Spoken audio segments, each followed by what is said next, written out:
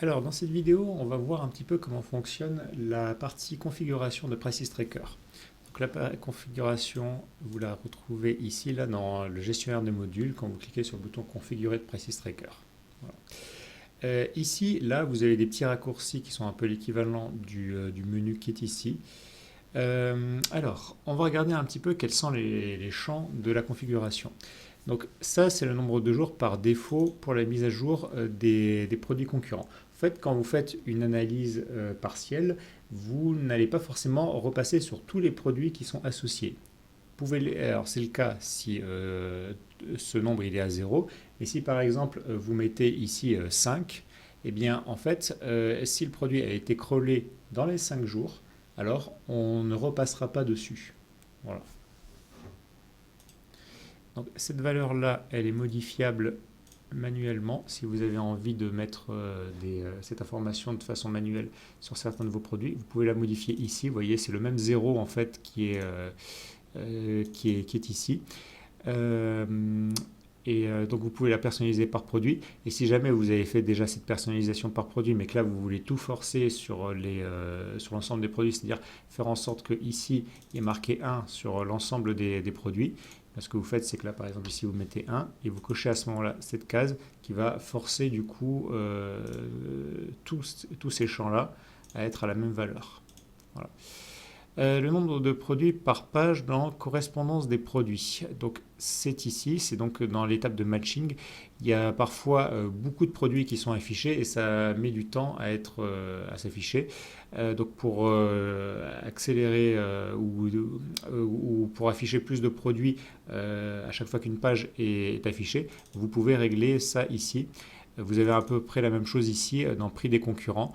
Là, vous voyez qu'en fait, dans prix des concurrents, vous avez beaucoup de pages. Donc, si vous voulez afficher plein de produits dans la même page, vous augmentez du coup ce nombre-là. Ensuite, alors pour les mises à jour, oui, ça c'est une information importante, c'est qu'en fait, la différence, c'est que si cette option est cochée, ce qui est recommandé, on va uniquement passer lors des analyses partielles sur les produits qui ont déjà été associés, c'est-à-dire c'est les produits qui sont en vert dans correspondance des produits et qui sont affichés ici dans prix des concurrents. On ne va passer que sur cela.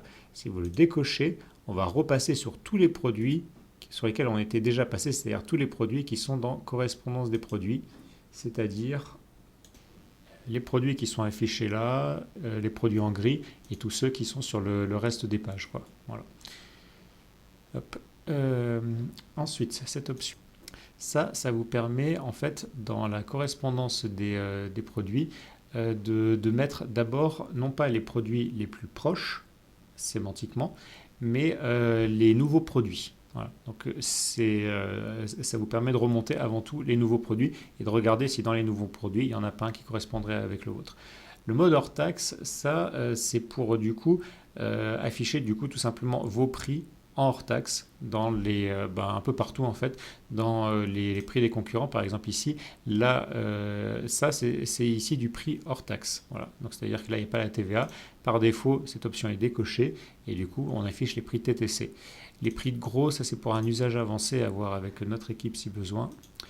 Montrez juste les produits actifs. Donc en fait sur votre catalogue vous pouvez avoir des produits désactivés ou actifs. Et donc en fait, souvent, vous voulez un petit peu alléger l'affichage de Prices Tracker en n'affichant pas du coup les produits que vous ne vendez plus, souvent que vous avez désactivés. Et donc à ce moment-là, vous pouvez jouer avec cette option. Dans les exports qu'il y a ici, hop là, voilà, vous pouvez afficher plus ou moins de données. Vous pouvez afficher les idées des favoris et des règles qui sont associées du coup aux différents produits ou pas. Voilà. Vous pouvez le voir là. Ça, c'est pour du coup la fonction seuil programmé. Bon, là, c'est pour un usage un petit peu plus avancé. Les seuils programmés, c'est quand on a du coup des déclinaisons à mettre en place ou bien qu'on veut gérer des produits par lot en général. C'est pour ça qu'on utilise les seuils programmés. Ça vous permet en fait ici ou ici de multiplier ces prix. Donc, par exemple, ici, ça c'est un produit, on va dire, qui est vendu en lot de 2, et du coup, vous voulez que le prix là, il soit divisé par 2, parce que en fait, c'est le prix du produit que vous voulez avoir. C'est-à-dire que ici, mettons que vous vendiez le produit en lot de 1 et puis ici en lot de 2, bah, du coup, pour que ce soit comparable, il faut diviser ce prix par 2 ou bien multiplier celui-là par 2. Voilà.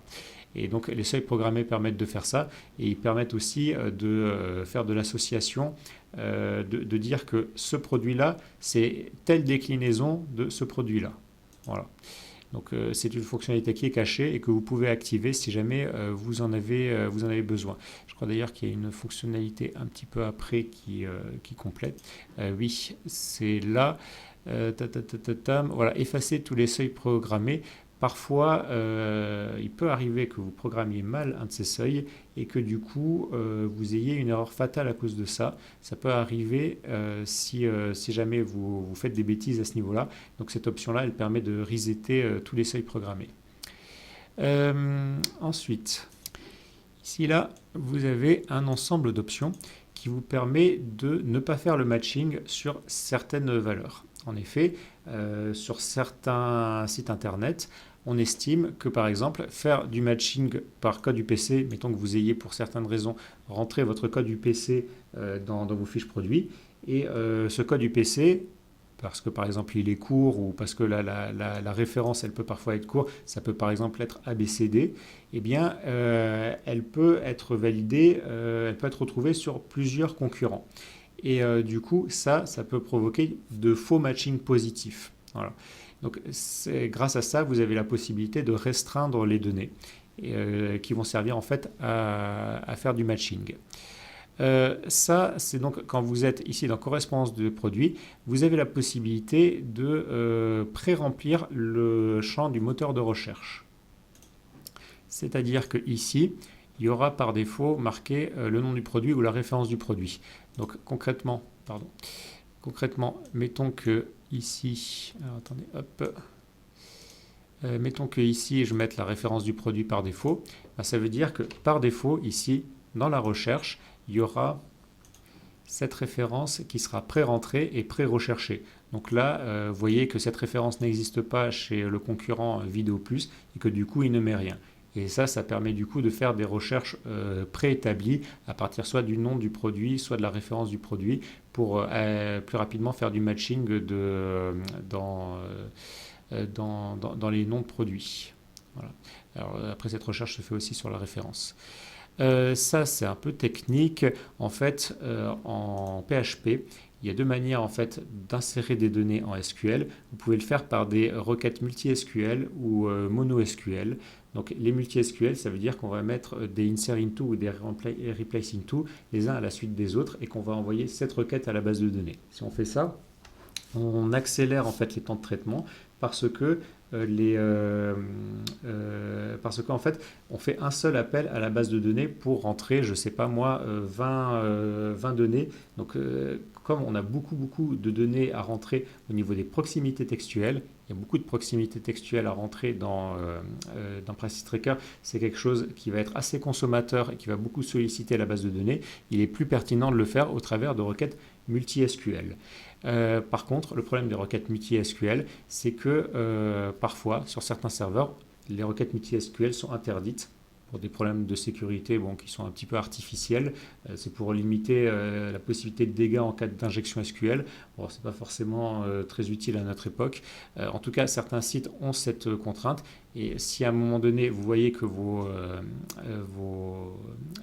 proximités textuelles, elles ne remontent pas, qu'il y a des erreurs sur les requêtes des proximités textuelles, c'est certainement dû à cet aspect de la chose. Et à ce moment-là, du coup, il faut désactiver le multi-SQL. Voilà. Ici, là, on a toute une configuration pour du coup les places de marché. Donc les places de marché, vous avez la possibilité avec la version méga de les ajouter ici si elles sont préétablies. Sachant que ça commence à devenir très compliqué aujourd'hui de le faire avec Amazon parce qu'ils ont beaucoup restreint leur API. Donc en fait, toutes ces places de marché-là, on ne va pas fonctionner sur un mode traditionnel, c'est-à-dire qu'on ne va pas on ne va pas venir véritablement les crawler, on va passer par l'API qui met à disposition, dans laquelle il y a les noms de produits, les références des produits, et dans laquelle il y a également du coup les prix. Voilà. Et donc ça va permettre d'éviter tout simplement de crawler ces plateformes et de tout de suite les requêter, sachant qu'on a aussi la possibilité de les crawler. Par exemple, sur Amazon, étant donné qu'ils ont beaucoup restreint ces dernières années les possibilités de l'API, et que aujourd'hui les tokens pour utiliser leur API sont très compliqués à obtenir parce que leurs services freinent beaucoup les développeurs pour qui délivrent ce type d'autorisation. C'est très compliqué aujourd'hui de se plugger à l'API de Amazon. Donc vous avez la procédure pour chacune qui est ici disponible. Faut demander du coup ces tokens. Pour Amazon, c'est plus compliqué. Pour les autres, c'est encore du domaine du faisable. Et donc souvent, là, il faut rentrer ce qu'on vous demande.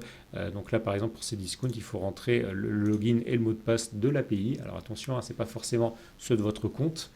Souvent, il y a des tokens, d'ailleurs même vraiment systématiquement, il y a des tokens qui sont particuliers qui doivent être générés. Donc là, par exemple, sur Price Minister, il faut bien aller du coup sur votre administration, dans paramètres du compte et ensuite dans la partie token. Voilà. Une fois que vous aurez validé ça, que vous aurez obtenu ces tokens, à ce moment-là, vous pourrez utiliser ces petits boutons-là pour ajouter du coup ces concurrents par API, enfin ces places de marché par API. Ici, là, donc on est dans la partie cron. Donc les crons, c'est ce qui va vous permettre d'automatiser, de faire en sorte d'exécuter de façon régulière des opérations. Donc il convient de distinguer ces crons qui sont ici, qui sont les crons en fait que vous programmez pour exécuter vous-même des choses, avec les crons du cloud d'Idiatec. C'est-à-dire le cloud d'Idiatec, c'est un ensemble de serveurs en réseau qui vous permet donc d'exécuter les crawlings dessus. Et vous pouvez aussi faire des crons, c'est-à-dire des tâches planifiées dans Prices Tracker. Par contre, si vous faites ça, là, il faut aller dans Analyse. Là, ce n'est pas dans la même partie. Vous allez dans Cloud Setting. Et donc, c'est ici pour du coup faire ces paramètres de cron. Et là, vous pouvez paramétrer du coup les tâches planifiées de crawling. Mais donc là, c'est autre chose. Là, ici, vous avez deux commandes pour du coup faire les crawlings vous-même. Donc ça, ce sont des commandes pour les faire sous Linux. Alors, si vous voulez exécuter vous-même les analyses, il faut regarder dans le manuel utilisateur la procédure pour ça. Il y a toute une procédure d'installation sur un serveur et il faut du coup désactiver l'affichage graphique de Prices Tracker. Donc ça, vous le faites avec No Display. Et il faut aussi préciser un répertoire de travail. Il y a du coup le lien de communication ici qui va être à préciser. Et ici, vous allez devoir utiliser du coup un run.jar qui est à télécharger du coup sur le site d'Idiatec et à mettre du coup à un endroit particulier. Donc par défaut, on vous met ici le répertoire du module Prices Tracker parce qu'on s'imagine que c'est là que vous allez le mettre. Mais vous pouvez le mettre à tout autre endroit. Si vous le mettez à un autre endroit, il faut modifier du coup le chemin absolu qui est ici. Et ça, ce sont donc des commandes du coup Java, des arguments Java qu'il faut mettre. Vous devrez installer du coup à ce moment-là Java sur votre ordinateur, sur votre serveur, pardon, parce qu'en fait, Prices Tracker est un logiciel Java et que du coup, il ne peut pas s'exécuter si Java n'est pas préinstallé. Voilà. Et ça, c'est aussi également pour désactiver du coup l'affichage. Donc, suivez bien à ce moment-là, si vous voulez le faire vous-même sur votre serveur, la procédure qui est dans le manuel utilisateur, qui est un petit peu technique. Si vous n'êtes pas développeur, je vous déconseille de vous amuser à ça. Vous avez plus intérêt tout simplement à lancer les analyses directement manuellement dans la partie analyse ou bien à vous mettre une tâche planifiée dans le planificateur de tâches de Windows et tout simplement en lançant les fichiers de lancement, les petits GRL qu'on a téléchargés sur la partie analyse. Vous dites de lancer ce programme au planificateur de tâches et vos crawlings vont s'exécuter sur Windows et vous pourrez travailler en parallèle. Et ici, là, par contre, on a des crons traditionnels, des crons web. Donc, ce n'est pas des lignes de commande. Là, vous pouvez tout simplement les ouvrir dans un navigateur. Et bon, là, c'est terminé. Et donc à ce moment-là, ça va exécuter les actions qui seront demandées. Donc là, ça c'est pour donc le cron de l'historique des prix. Donc l'historique des prix, c'est ce que vous avez dans prix des concurrents. Hop, ici, voilà dans l'historique des prix. Voilà, et en fait, ça va, vous voyez, vous ajoutez un point ici par jour. Voilà. Donc ça, c'est ce que fait ce cron. Si vous voulez par exemple plus d'un point par jour, vous voulez 2 points par jour, bah, vous le mettez 2 fois par jour. Voilà. Vous pouvez programmer cette fréquence comme vous le souhaitez. Maintenant, cette tâche doit se lancer de façon régulière. Du coup, bah, il faut la programmer si vous voulez que ces points soient créés à cette fréquence. Ça, c'est pour les règles de prix. Alors, les règles de prix, elles sont de toute manière lancées à la fin des crawlings, mais vous pouvez vouloir les lancer de façon régulière parce que, mettons par exemple que vous ayez des opérateurs qui, au jour le jour, modifient ces règles de prix. Vous ne voulez pas forcément attendre la fin d'un crawling parce que, si vous voulez, quand on veut modifier... Pourquoi est-ce qu'en fait on veut exécuter des règles de prix? Il peut y avoir 2 raisons. La première, c'est que les prix des concurrents ont changé. Donc il y a un changement de la donne sur le marché, vous voulez l'intégrer dans vos prix. Du coup, il faut que ces règles de prix soient lancées. Bon, c'est la raison pour laquelle, par défaut, elles sont lancées avec pour laquelle elles sont lancées à la fin des crawlings. Voilà. Il peut y avoir une autre raison aussi, c'est que tout simplement, vous avez modifié ces règles de prix. Mettons que vous ayez des opérateurs avec lesquels vous n'êtes pas toujours en relation. Ces opérateurs, ils vont parfois créer des nouvelles règles de prix pour certains produits. Et puis, ils vont parfois modifier les petits arguments qu'il y a dans les règles de prix. C'est-à-dire, par exemple, dire que la limite basse, elle va changer pour ce produit. Ou bien vous leur demandez de temps en temps de reprendre tout un favori, toute une catégorie de votre magasin et d'être plus concurrentiel là-dessus. Voilà. Ne voulez pas forcément attendre la fin du crawling pour intégrer ces modifications-là qu'ont fait vos opérateurs. Il faut du coup qu'ils exécutent les règles de prix. Pour éviter qu'ils l'oublient, on peut les exécuter de façon automatisée. À ce moment-là, il faut mettre en place ce cron. Si vous voulez aussi mettre en place un cron, parfois il y en a qui le font sur les proximités, vous prenez tout simplement le lien qui est associé, donc c'est-à-dire que, attendez, je l'ai déjà ouvert, hop, voilà. Là, ici, vous voyez que là, il y a un lien. Bon, bah, vous faites copier le lien. Et puis, ce lien, vous le mettez en cron, quoi. Voilà, ça va passer. On a fini avec les crons. Donc, ça, je l'ai expliqué pour les seuils programmés. Réinitialiser tous les prix précalculés et tableau de bord. Alors, en fait, là, le tableau de bord fait des statistiques qui sont très complètes et qui sont souvent assez chronophages. Et du coup, il y a un cache des prix qui va être créé. Parfois, il est bon de le rafraîchir, ce cache. Et donc, en fait, là, vous pouvez réinitialiser tous ces prix. Du coup, l'affichage du tableau de bord sera un peu plus long la prochaine fois, mais vous aurez des prix qui seront plus à jour. Interfacer ce site avec le développeur Grimport, ça, c'est si vous voulez programmer vos scripts sur le développeur Grimport. Donc, Grimport Crawler, c'est le logiciel que vous installez qui est sur Idiatec. C'est le logiciel des crawlers. Mais en fait, ce logiciel, c'est plusieurs choses à la fois. C'est un langage de programmation, c'est un logiciel de crawling et c'est aussi un éditeur de code. Voilà. Et c'est aussi même d'ailleurs un assistant qui va vous permettre de personnaliser vos petits scripts grâce à une interface graphique simplifiée. Donc souvent on en a besoin. Il faut à ce moment-là du coup interfacer votre site internet e-commerce avec du coup Grimport Crawler qui lui est un logiciel en dur que vous installez sur un PC. Donc il faut que le lien se fasse entre les deux. Donc pour ça c'est très simple, vous téléchargez le petit fichier qui est ici, voilà. Vous cliquez dessus pour l'ouvrir et votre site en fait va être interfacé dans Grimport Crawler. Vous allez récupérer comme ça tous les scripts que vous avez définis ici et vous allez pouvoir du coup les programmer sur une interface qui est plus complète avec si par exemple vous voulez faire des scripts Grimport, il y a des fonctionnalités qui permettent de vous assister dans la création du code avec de la coloration syntaxique, des fonctions qui vous sont suggérées des choses comme ça. Et donc, vous avez la possibilité aussi d'accéder à des outils qui sont dédiés aux web mineurs et tester plus de choses sur les pages. Regardez par exemple d'où viennent les erreurs, pourquoi est-ce qu'il y a des blocages à certains moments, quel est le problème avec vos requêtes en faisant de la comparaison de requêtes. Bon bref, il y a tout un tas d'outils qui à ce moment-là sont disponibles. Voilà.